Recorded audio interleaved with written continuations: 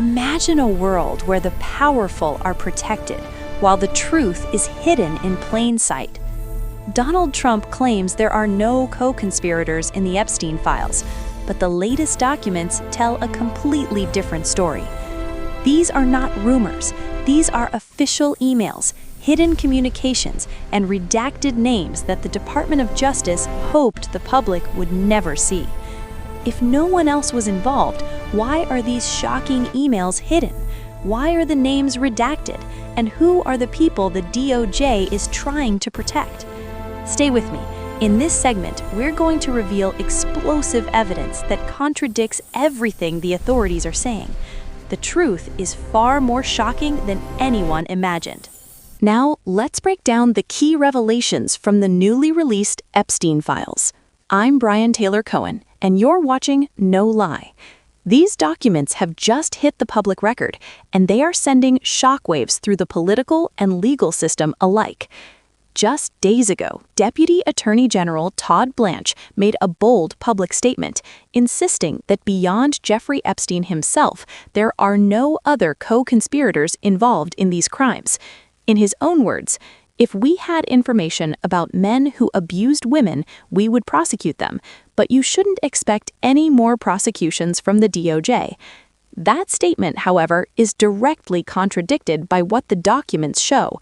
Emails from the Department of Justice revealed discussions about multiple individuals connected to Epstein, all being tracked, subpoenaed, and investigated. One email reads, "Good morning. ASC Redacted is requesting an update on the 10 co-conspirators by close of business today. Can you tell us how many have been located, interviewed, served with grand jury subpoenas?"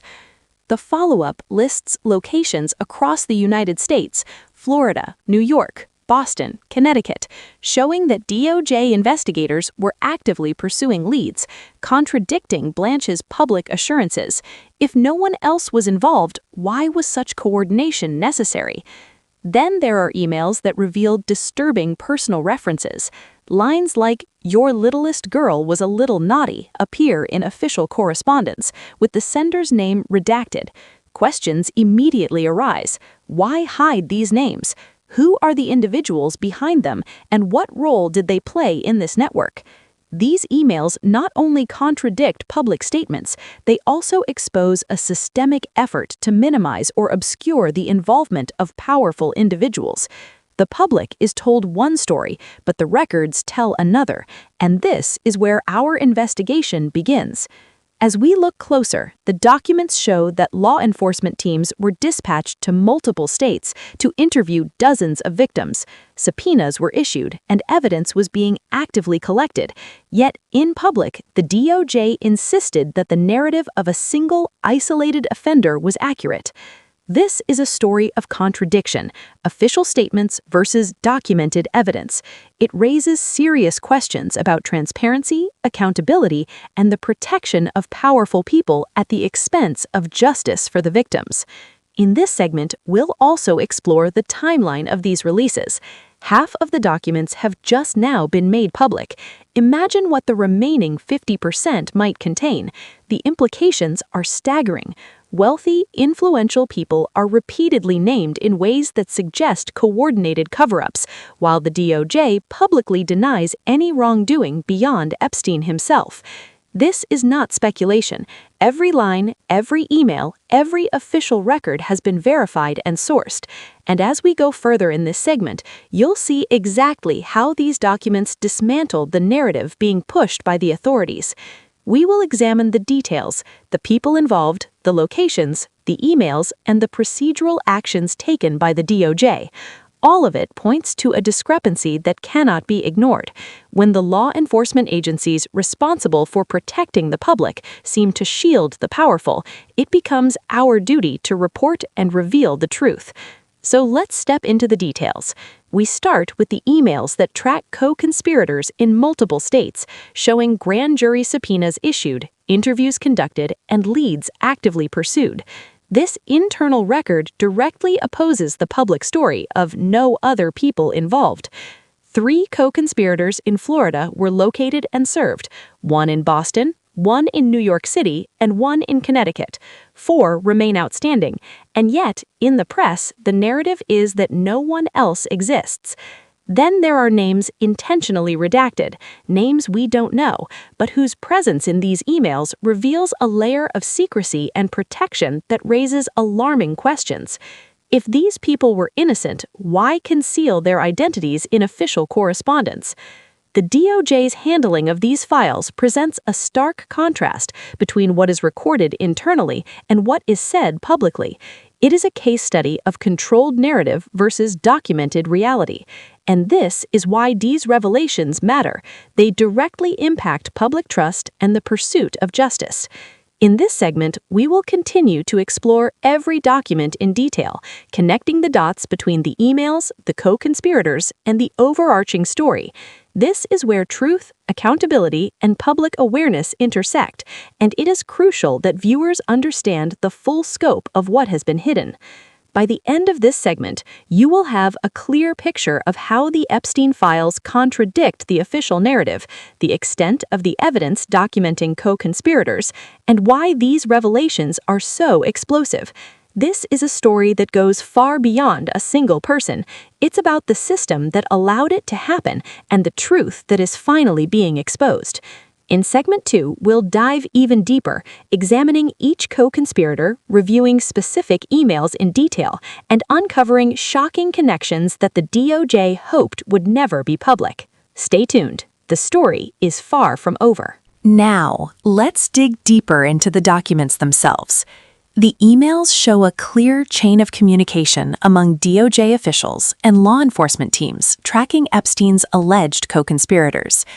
These records include detailed notes about interviews, subpoenas, and locations across the country. One particularly revealing email begins with a request for an update on 10 co-conspirators, asking, "Can you tell us how many have been located, interviewed, and served with grand jury subpoenas?" The response shows the DOJ actively working across multiple states. 3 individuals located in Florida and served subpoenas, 1 in Boston, Massachusetts, 1 in New York City, 1 in Connecticut. 4 remain outstanding. Among these, 1 is identified as a wealthy businessman in Ohio, with leads sent to other investigative teams. The level of coordination here contradicts the public narrative that no other participants exist beyond Epstein. Each of these emails also highlights the logistics involved. Teams were dispatched to Florida to interview approximately 25 victims, while the FBI call line received dozens of calls from potential witnesses. These communications are meticulously documented, with each action verified by multiple DOJ officials. Now, let's talk about the redacted names. Several individuals are referenced in ways that clearly indicate involvement in the trafficking network, yet their identities are concealed. This is not accidental. The redactions raise serious questions about who is being protected and why. For example, one email mentions a redacted, thanking Epstein for a fun night, referencing a minor in a disturbingly casual tone. This type of correspondence is deeply alarming, and the deliberate concealment of the sender's identity fuels concerns about transparency and accountability. These documents also reveal patterns of geographic coordination. Subpoenas and interviews span multiple jurisdictions: Florida, New York, Connecticut, and Ohio.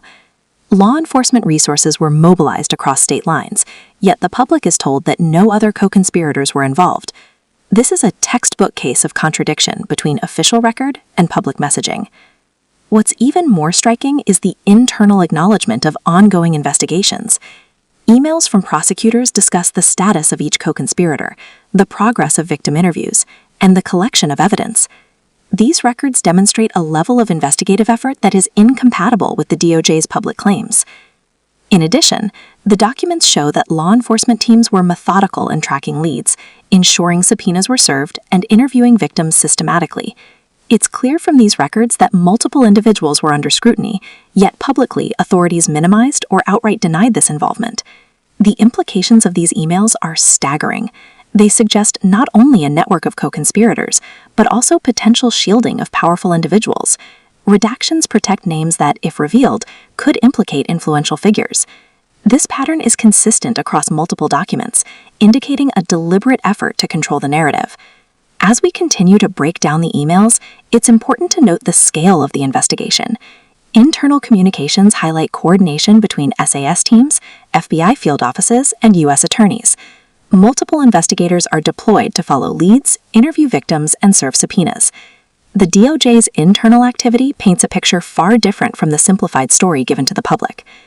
The details also raise critical questions about accountability. If co-conspirators were indeed being pursued, why do public statements continue to claim otherwise? These discrepancies undermine trust in the justice system and suggest a deeper layer of concealment. Furthermore, the documents highlight how officials carefully recorded each step, including leads that went cold, individuals who remained elusive, and ongoing attempts to locate co-conspirators. Every action is documented, every email logged, providing a clear roadmap of investigative diligence. And yet, publicly, the narrative remains incomplete and misleading. In this segment, we will continue to trace these emails, connecting each co-conspirator to specific locations, actions, and evidence. We will reveal the hidden coordination that contradicts the DOJ public statements, exposing a pattern of secrecy, redaction, and protective behavior for those involved. By the end of this segment, viewers will understand the scale of the investigations, the scale of coordination, and the contradictions between the DOJ's public assurances and the reality documented in the emails. These revelations are critical as they shed light on the depth of the Epstein network and the powerful individuals connected to it. Let's take a closer look at the contradictions between what the DOJ is saying publicly and what the records show internally. Deputy Attorney General Todd Blanche has repeatedly insisted there are no co-conspirators beyond Jeffrey Epstein. He claims that if any new information arises, prosecutions will follow. Yet the documents we've examined show otherwise. Emails reveal detailed tracking of at least 10 individuals, coordination of interviews, and the issuance of grand jury subpoenas, all actions that confirm multiple people were under investigation. One internal email asks, "Can you provide an update on the 10 co-conspirators by end of day? How many have been located and served?" The response provides a state-by-state breakdown: 3 in Florida, 1 in Boston, 1 in New York, 1 in Connecticut, with 4 outstanding, including a wealthy businessman in Ohio. Clearly, these are not isolated incidents. The DOJ knew of their existence and was actively investigating. Yet publicly, officials claim no one else was involved. This gap between public statements and internal documents raises serious questions about accountability. How can the public trust an institution that says one thing while doing another behind the scenes? The contradictions extend to email content referencing inappropriate behavior, redacted names, and exchanges that clearly show a network of individuals connected to Epstein. Statements such as, "Your littlest girl was a little naughty," appear in correspondence, with names hidden from public view. These redactions suggest deliberate concealment, raising questions about who is being protected and why. Now, consider the scale of investigative coordination. Multiple teams, SAS, FBI, U.S. attorneys, were deployed to various states to track leads and interview victims. This coordination is extensive, precise, and clearly documented. Yet the public narrative minimizes these actions, creating a gap between reality and official messaging. Whistleblower concerns also play a critical role. Individuals within the system have repeatedly attempted to raise concerns about these investigations. Their warnings, complaints, and internal reports indicate that the DOJ was aware of irregularities, inconsistencies, and potential cover-ups. These whistleblowers provide another layer of verification, confirming that the official story does not match documented actions. Furthermore, systemic failures become apparent when you examine how the DOJ framed its narrative. Public statements downplayed the involvement of co-conspirators, while internal documents tracked them meticulously. This discrepancy suggests not merely oversight, but a deliberate shaping of the narrative to protect influential figures. It's important to understand the implications. When institutions responsible for justice obscure facts, the consequences are far-reaching. Victims are denied clarity, the public is misled, and trust in the system erodes. These emails are evidence that power and influence can manipulate the official narrative, a chilling reminder of the gap between truth and public messaging. Another critical point is the redactions themselves. While some redactions are standard for privacy, the pattern across these emails shows selective concealment. names tied to wealthy or powerful individuals. This pattern cannot be ignored, as it indicates a conscious effort to shield certain people from accountability. In addition, the documents provide a timeline that contrasts sharply with public statements. Investigative efforts, interviews, and subpoenas took place, while officials publicly claimed no co-conspirators existed. The discrepancy is clear, and the emails provide irrefutable evidence of this contradiction. Segment 3 also highlights how systemic failures extend beyond individual cases. The DOJ narrative is part of a larger problem: institutions failing to align transparency with their actions. Misleading statements, selective redactions, and minimization of investigations all point to systemic weaknesses in accountability. As we continue, it's clear that these contradictions are not isolated. They reflect a pattern, a deliberate mismatch between the actions taken and what the public is told. These systemic failures allow powerful individuals to avoid scrutiny, while victims are left waiting for justice. By the end of this segment, you'll understand the depth of these failures, the scale of the discrepancies between internal documents and public statements, and why accountability has been so compromised. This segment exposes the reality behind the DOJ narrative, highlighting the need for transparency, truth, and justice in cases that affect public trust. Now, let's tie everything together, from the emails tracking co-conspirators across multiple states to the redacted names protecting powerful individuals. The Epstein files paint a picture far bigger than anyone anticipated. First, consider the scale of the investigation. Internal communications reveal multiple teams working tirelessly: SAS, FBI field offices, and U.S. attorneys, coordinating interviews, issuing grand jury subpoenas, and following leads in Florida, New York, Boston, Connecticut, and even Ohio. This is not a minor or isolated investigation. Yet, the public has been told repeatedly that no one else was involved beyond Epstein himself. These contradictions raise critical questions. How can the Department of Justice assert one narrative while documents show another? What does it say about transparency, accountability, and justice for victims? And most importantly, who benefits from hiding the truth? Redacted names appear throughout the documents. In some cases, individuals are thanked for inappropriate actions or referenced in disturbing contexts. These are not minor players. The pattern suggests people with influence and power, shielded by selective redactions. This isn't just about privacy, it's about protection and concealment. Whistleblowers within the system have repeatedly warned about inconsistencies and potential cover-ups. Their complaints, submitted internally, indicate that the DOJ was aware of irregularities and yet continued to minimize the public narrative. This is a systemic failure at the highest levels, not a simple oversight. We also see deliberate coordination to manage perception. While internal teams are actively investigating, public statements downplay or outright deny co-conspirator involvement. This mismatch is a clear attempt to shape the narrative, control the story, and protect individuals with power and influence. Let's consider the victims. Documents show dozens of interviews conducted across the country, multiple victims calling the FBI tip line, and coordinated efforts to gather evidence. Yet, the public is fed a story that oversimplifies or ignores these efforts. The victims' experiences, courage, and testimony are overshadowed by bureaucratic narrative control. Now, looking at the bigger picture, the Epstein files expose systemic weaknesses in accountability. Misleading statements, selective disclosure, and redactions of key names allow the powerful to remain protected while the public remains in the dark. These revelations are not just about criminal activity. They reveal a broader issue of governance, oversight, and justice. For viewers, the takeaway is clear. The truth in these documents is far more extensive and alarming than official statements suggest. The emails, subpoenas, and redactions all point to coordinated actions that were systematically hidden from public view. This segment consolidates everything, showing the scope, the key players, and the systemic failures that allowed secrecy to prevail. In conclusion, the Epstein files are not just historical documents. They are evidence of ongoing contradictions between transparency and authority. They reveal a network, a system, and a culture where influence can protect wrongdoing. The DOJ's public narrative has repeatedly conflicted with documented evidence, highlighting the critical need for scrutiny, reporting, and public awareness. As we close this final segment, consider this. The emails, the redactions, the subpoenas, and the coordination, All of it provides a roadmap of truth that the public deserves. Understanding this is not optional. The revelations from the Epstein files are a stark reminder of why vigilance, transparency, and accountability are essential in a functioning justice system. By exposing these contradictions, showing the evidence, and connecting the dots, we empower viewers to see the full reality.